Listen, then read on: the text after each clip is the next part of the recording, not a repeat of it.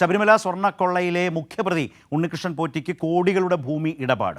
പ്രത്യേക അന്വേഷണ സംഘം ഇതിൻ്റെ രേഖകൾ കണ്ടെത്തി കഴിഞ്ഞു. അതേസമയം കേസിൽ കസ്റ്റഡിയിലെടുത്ത സ്വർണം ഉൾപ്പെടെയുള്ള തെളിവുകൾ പ്രത്യേക അന്വേഷണ സംഘം ഉടൻ കോടതിയിൽ ഹാജരാക്കും. ഉണ്ണികൃഷ്ണൻ പോറ്റി കോടികളുടെ ഭൂമി ഇടപാടുകൾ നടത്തിയതായി ദേവസ്വം വിജിലൻസ് കണ്ടെത്തിയിരുന്നു. ഇതിന്റെ കൂടുതൽ തെളിവുകളാണ് SIT കണ്ടെത്തിയത്. ബംഗളൂരുവിൽ നടത്തിയ പരിശോധനയിലാണ് രേഖകൾ ലഭിച്ചത്.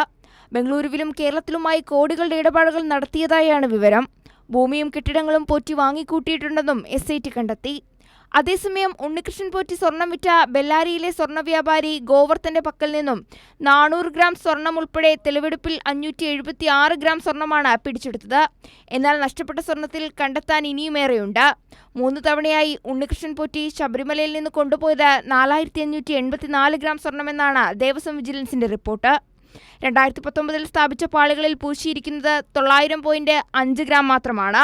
ഇതിൽ തന്നെ 712 ഗ്രാം സ്വർണം ഗോവർദ്ധൻ ഉൾപ്പെടെ 3 വ്യക്തികൾ സംഭാവന നൽകിയതാണ്. അപ്പോഴാണ് ബാക്കിയുള്ള സ്വർണം എവിടെയെന്ന ചോദ്യം ഉയരുന്നത്. ഇത് കണ്ടെത്താൻ കേരളത്തിൽ ഉൾപ്പെടെ പോറ്റിയുമായുള്ള തെളിവെടുപ്പ് തുടരും.